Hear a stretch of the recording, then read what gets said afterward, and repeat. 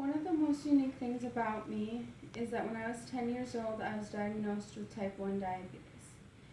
That means that my pancreas no longer produces insulin and I have to check my blood sugars regularly.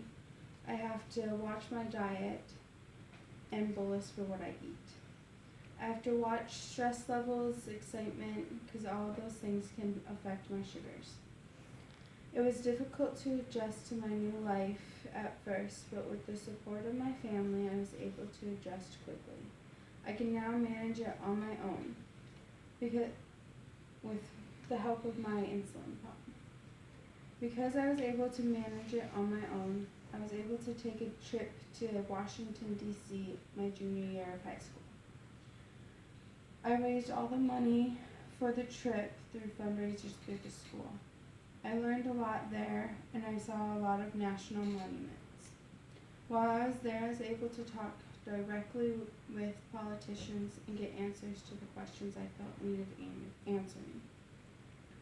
After my trip to DC, I ended up in the hospital for the better part of a week. I spent most of the time in the ICU unit with DKA, diabetic ketoacidosis.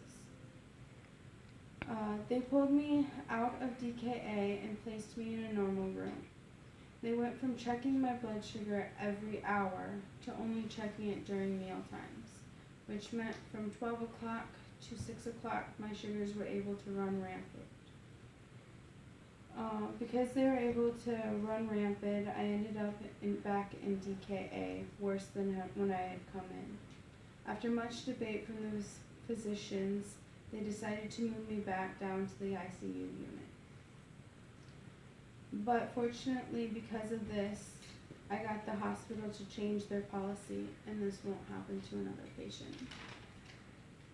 When I was a senior in high school, I took college courses. I took 5 classes before my freshman year of college.